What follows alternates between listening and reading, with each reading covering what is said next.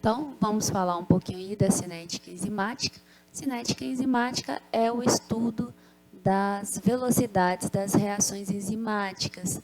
E essa teoria, né, essa cinética enzimática, o estudo, ele veio aí em 1913, a partir de dois pesquisadores, Leonor Michaelis e Maud Menten. Então, a gente tem aí esse estudo, né, proporcionado através desses dois pioneiros da bioquímica.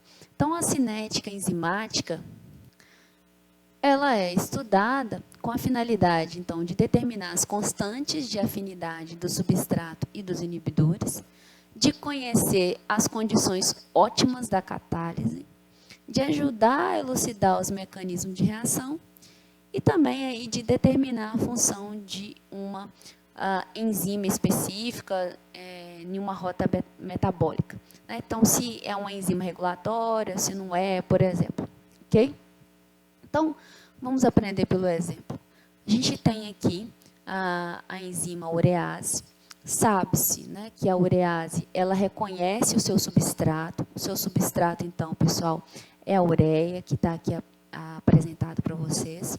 Então, essa enzima, a urease, ela quebra a ureia nos seus produtos. O produto, no caso, resultante aqui seria a amônia, que vai ser liberada dessa quebra, e também do bicarbonato. Percebam que para a urease, né, realizar a metabolização, a quebra da ureia em amônia e também em bicarbonato, ela necessita, então, aí de água, né? A gente percebe que há a participação da molécula de água. Então, a gente diz que essa reação da urease, por necessitar, né, da presença de água, ela seria definida aí como uma reação de hidrólise. Então, pessoal, considerando a atividade enzimática, vamos visualizar aqui o gráfico de velocidade de reação. Se então nós pegarmos aí como exemplo a reação da urease, que quebra a ureia em amônia e bicarbonato, nós podemos acompanhar essa reação da seguinte forma. Ao longo do tempo, né, a ureia ela vai sendo consumida e convertida aí nos seus produtos, que é amônia e bicarbonato. Então, nós temos aqui nesse gráfico a concentração do produto versus aí o tempo. E qual é a enzima que estaria atuando para gerar amônia e bicarbonato através da ureia? Seria a enzima aí, urease. Sendo assim, né, se ao longo do tempo a ureia vai sendo consumida e convertida em amônia e bicarbonato, a urease, então, vai consumir toda essa ureia e vai converter essa ureia nos seus produtos, mais uma vez, quem são os produtos? Amônia e bicarbonato. Então, mais uma vez, pessoal, esse gráfico, ele mostra aí para a gente o tempo de reação pela concentração do produto. Então, o gráfico, além disso, ele vai apresentar para a gente 3 retas, né? 3 retas, e cada reta aqui está se referindo a uma determinada concentração. Então, elas são diferentes, pois essas 3 retas elas vão apresentar aí 3 concentrações de substratos diferentes.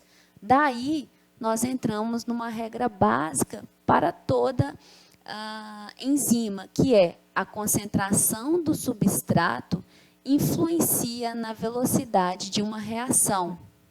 Como que isso acontece? Vamos ver. A enzima liga aí a todo o substrato, né? Se liga ao substrato.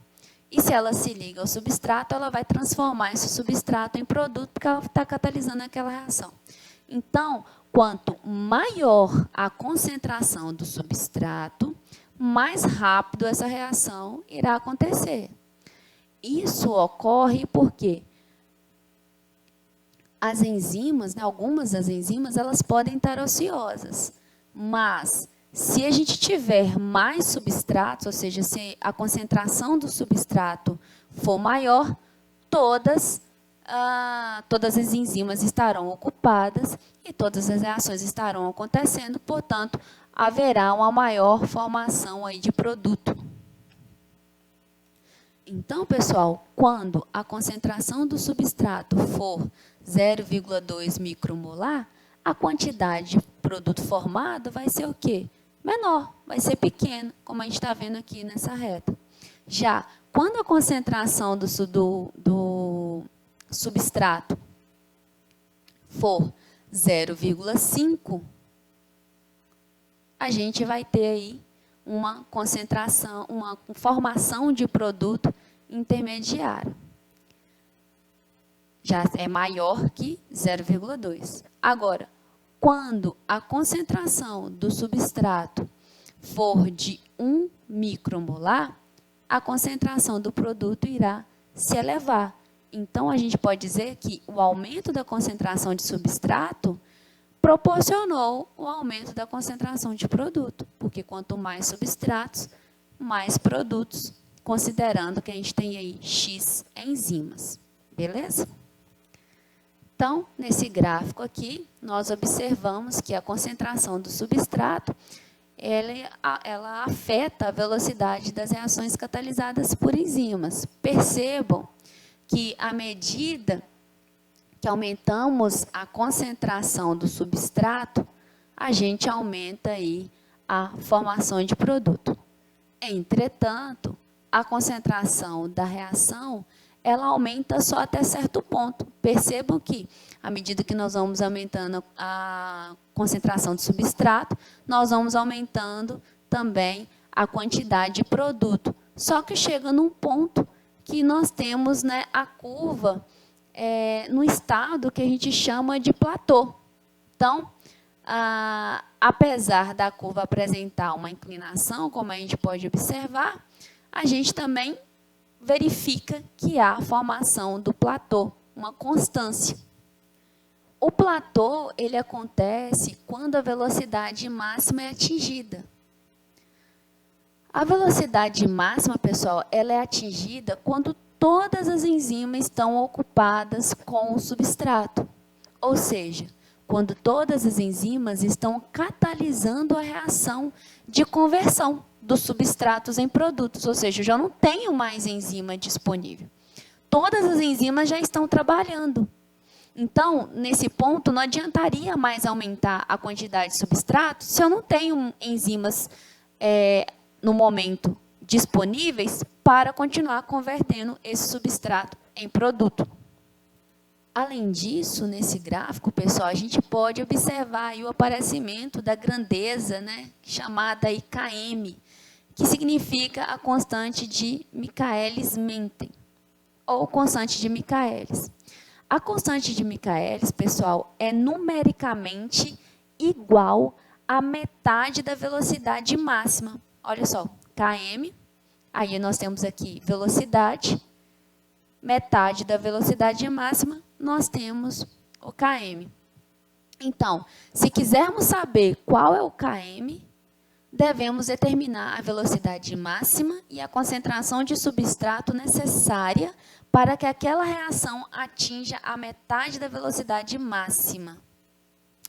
E isso é numericamente igual aí ao Km. Então, podemos dizer que Km é igual a metade da velocidade máxima. Ok? Mas vamos dar um significado biologicamente, fisiologicamente, para o Km? Então, olha só, qual a conclusão importante que a gente tira? Que quanto menor for o valor de Km, mais forte é a interação entre substrato e enzima. Vamos ver isso através do exemplo. Vejam bem. Então, aqui nós temos um gráfico referente ao controle da via glicolítica, ok? Então, a gente pode aqui exemplificar o Km pelas atividades das enzimas hexoquinase. Então, nós temos aqui a enzima hexoquinase 1 e a hexoquinase 4. A hexoquinase 4 também conhecida como glucoquinase, ok? Então, vejam bem, pessoal, a hexoquinase 1, 2 e 3, elas normalmente estão mais presentes na maioria dos tecidos.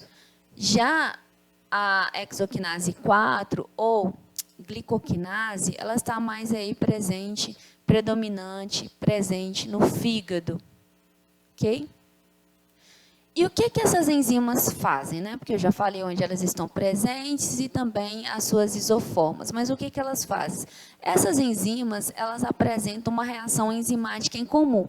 Tanto a hexoquinase, a isoforma hexoquinase 1, quanto a hexoquinase 4. O que elas fazem? Qual que é a reação enzimática em comum? Essas enzimas, elas promovem a fosforilação da glicose em glicose 6-fosfato, que é uma reação da via glicolítica. Então, a glicose chega na célula e na célula essa glicose recebe um fosfato na posição do carbono 6. Por que essa glicose recebe o fosfato? Simplesmente para que a glicose não saia da célula e prossiga no seu caminho na via metabólica, lá na via glicolítica. Se a gente for observar aqui do lado, nós vamos ver que o Km da hexoquinase 4, né, é de 10 aí milimolar, e da hexoquinase 1 e das demais, tanto da A2 até a 3, é de 0,1 milimolar. Além disso, pessoal, sabe-se que o indivíduo adulto, saudável, ele apresenta aí uma concentração de glicose no plasma de 5 milimolar. Tem um indivíduo aí que a gente fala que é normoglicêmico, que a glicemia dele é normal. Se a concentração da glicose está normal, ou seja, está aí em uma concentração de 5 milimolar, e essa glicose entrar nos tecidos, e nos tecidos nós sabemos que a gente vai ter as hexoquinase com o Km de 0,1 milimolar, o que a gente entende? A gente entende que a glicose, ela então será convertida de glicose a glicose 6-fosfato pela hexoquinase 1. E essa glicose 6-fosfato, então, poderá aí entrar para a via glicolítica e, dessa forma, a célula utilizar a glicose como fonte de energia. No fígado, né, o fígado, a gente sabe que ele é um órgão fornecedor de glicose, ele só vai utilizar a glicose se a concentração dela no plasma estiver muito elevada, ou seja, estiver acima de 5 milimolar. Por isso, o Km no fígado é maior do que a hexoquinase 1 nos demais tecidos, pois esses tecidos precisam muito mais de glicose do que o fígado. Então, o fígado só vai, a hexoquinase 4 presente no fígado, só vai utilizar a glicose se a concentração de glicose no sangue tiver maior que 5, porque significa dizer que se tem um excesso de glicose na corrente sanguínea, então significa dizer que os outros tecidos também já receberam glicose e o fígado pode utilizar essa glicose para guardar e ela ser utilizada de forma futura para os demais tecidos quando tiver uma necessidade energética. Então, nessa diferença, pessoal, né, do Km, o que eu quero dizer com tudo isso? A gente pode perceber aqui pelo gráfico, né, depois de toda essa história que eu contei aqui para vocês, que as enzimas, né, apresentando um Km diferente, a gente percebe que as curvas também no gráfico vão ser diferentes. Então, a gente observa o quê? O que a gente conclui? Que a curva da hexoquinase 1, ela é muito mais inclinada, ela é muito mais encostada no gráfico. Isso por quê? Porque indica que a concentração de glicose precisa ser muito pequena para que a hexoquinase, então, tenha afinidade com a glicose e consiga fosforilar. Não precisa de ter uma concentração elevada de glicose na corrente sanguínea para que a hexoquinase do tecido capture essa glicose e, consequentemente, fosforile para que gere energia. Então, qualquer concentração de glicose abaixo de 5, que alcançar esses tecidos, essas células presentes nesses tecidos, que tenham a hexoquinase 1, significa dizer que a hexoquinase 1, se a glicose entrou dentro da célula, ela vai lá e fosforila, para que aquela glicose entre na via glicolítica desses outros tecidos. Já no fígado, não.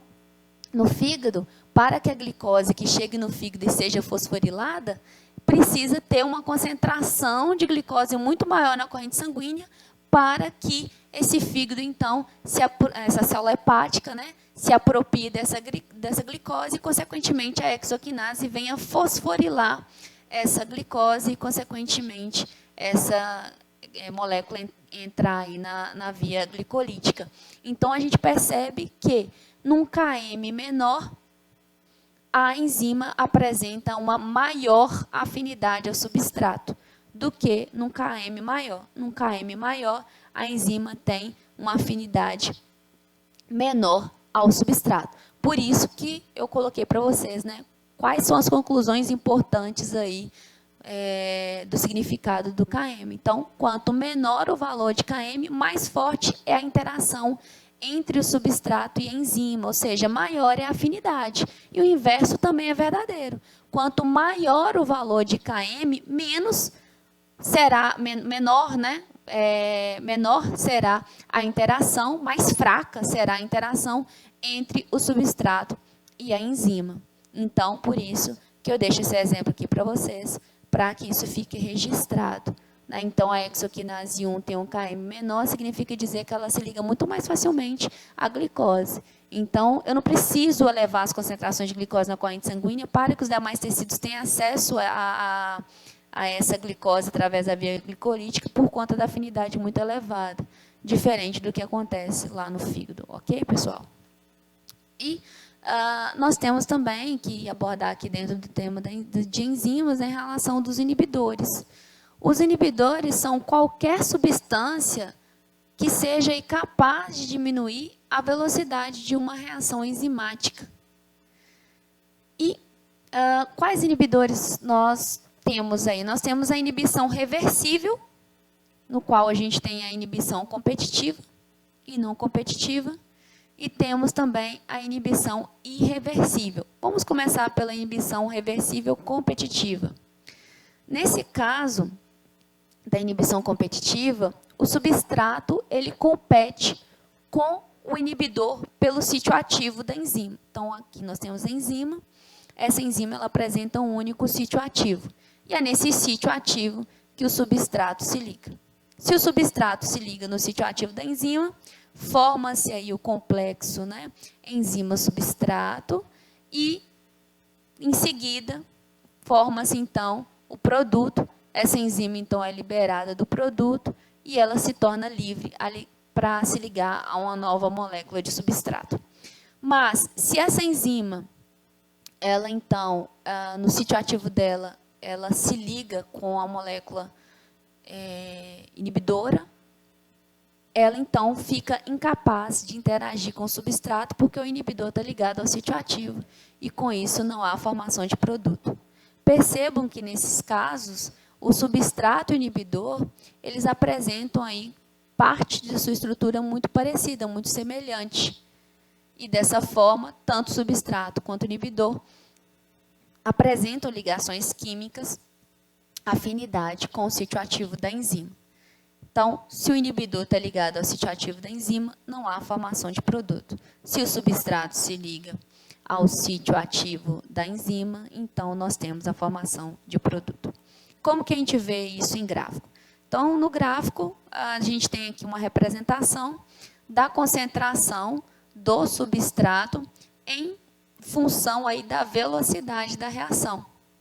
Então, nós temos aqui a curva verde representa a reação sem a presença do inibidor, a curva azul representa a reação na presença do inibidor, em uma concentração aqui igual a 2, e a curva roxa, né, lilás, ela representa a reação na presença do inibidor, porém uma concentração maior, né, uma concentração aí igual a 4. E o que nós podemos observar? Nós observamos que a altura da curva, ela diminui à medida que aumenta a concentração do inibidor. Então, aumentou a concentração do inibidor, ou seja, passou de 2 para 4, que a gente observa uma diminuição da altura, ou seja, uma diminuição na formação aí do produto. Ok, pessoal? Então, um ponto importante que eu queria colocar para vocês, dentro das características da inibição competitiva, é que se o inibidor e o substrato competem pelo mesmo sítio ativo, né, o aumento da concentração de substrato poderá deslocar o inibidor. Então, ou seja, se eu aumentei a concentração de substrato, tem mais substrato e menos inibidor, né, uma menor concentração de inibidor, isso dá chance ao substrato de ligar o sítio ativo para formar produto. Ou seja, nós temos, né, um favorecimento à competição em favor do substrato. E isso faz com que a reação consiga atingir a velocidade máxima, mesmo na presença do inibidor. Sendo assim, pessoal, a gente pode concluir que a velocidade máxima ela poderá ser atingida em uma inibição competitiva, desde que a concentração do substrato ela seja maior do que a concentração do inibidor, ok? Entretanto, o Km dessa reação ele irá mudar. Ele irá mudar porque o inibidor, né, com o inibidor, na verdade, a enzima ela não se liga ao substrato, né? Então, na presença do inibidor, a gente viu, né, na última imagem, quando eu mostrei para vocês, né, quando o inibidor está ligado, o substrato, ele, então, não consegue interagir. Então, dessa forma, haverá aí a necessidade de aumentar a concentração do substrato, para que haja aí a mesma probabilidade da enzima se ligar ao substrato. Então, apesar da velocidade máxima aí não mudar, o Km dessas enzimas, ele irá alterar, por isso que está escrito aqui para vocês, 1 km, 2 km, 3 km, por quê? Porque houve a necessidade de aumentar a concentração do substrato para que haja formação do produto e também para que as velocidades máximas sejam alcançadas mesmo na presença do inibidor, beleza? Então, aqui nós temos a inibição não competitiva.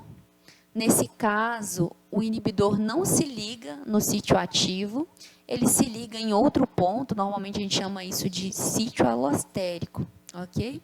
Então, nós temos aqui enzima mais substrato, forma complexo, enzima substrato, consequentemente, forma aí enzima e produto.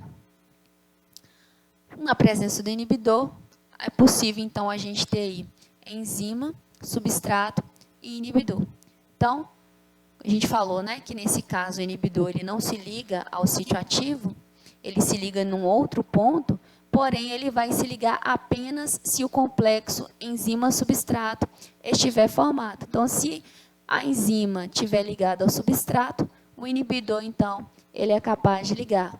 Então, assim, pessoal, quando o substrato se liga à enzima, promove, né, uma alteração conformacional na enzima, e essa alteração conformacional na enzima é capaz de fazer essa enzima se ligar a um inibidor também. Então, por isso, além do substrato estar ligado aí à enzima, o inibidor também se favorece desse complexo enzima-substrato e também se liga. E aí a gente tem agora um complexo enzima, substrato e inibidor. Como a gente visualiza isso em gráfico? Como que a gente pode visualizar a inibição não competitiva através da representação gráfica? Então, nós podemos observar, pessoal, que à medida que a gente aumenta, né, a concentração do inibidor, ocorre aí uma diminuição na altura da reta. Então, nós temos aqui 3 retas verdes, aqui numa determinada... aqui sem o inibidor, uma determinada concentração, vamos colocar aqui que seria 1 do inibidor. Em seguida, nós aumentamos para 5 a concentração do inibidor e depois nós dobramos para 10 a concentração do inibidor. Então, percebam que à medida que a gente aumenta, né, a concentração do inibidor, nós temos aí uma diminuição da altura da reta, né? Essa reta vai declinando à medida que aumenta a concentração do inibidor. E com isso, há também uma diminuição da velocidade da reação. Isso, pessoal, ocorre porque, mesmo a enzima ligando-se ao substrato, na presença do inibidor, ela não vai conseguir formar o produto, Então, apesar desse gráfico, ele parecer, né, ser bem parecido com o da inibição competitiva, existe aí um traço marcante da inibição competitiva. Então, mesmo aumentando a concentração do substrato, jamais essa enzima irá conseguir atingir a velocidade máxima. Isso porque ela também estará ligada ao inibidor.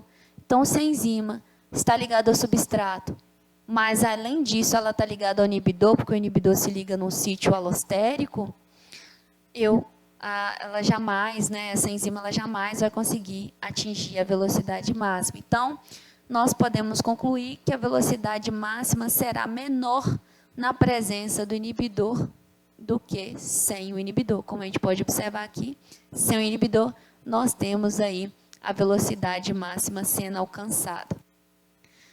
Entretanto, pessoal, a afinidade da enzima pelo substrato, ela permanece o mesmo. Então, apesar da velocidade máxima não ser atingida, né, por conta da presença do inibidor, a afinidade da enzima pelo substrato ela não altera, ela permanece. Ou seja, o Km não será alterado, diferente da inibição competitiva, onde a gente tem o Km sendo alterado, né, esse Km aumentando. Nesse caso aqui da não competitiva, o Km não altera, porque a afinidade permanece a mesma. Por que a gente pode falar isso, né, com muita certeza? Porque nós percebemos pela inclinação das curvas. Apesar das alturas aqui estarem diferentes, a inclinação é a mesma. Percebam aqui nas linhas tracejadas? A inclinação é exatamente a mesma. Por isso que o Km não será alterado. Então, era isso que a gente tinha para colocar aqui a respeito das enzimas e daremos continuidade aí aos próximos conteúdos virtuais. Um abraço.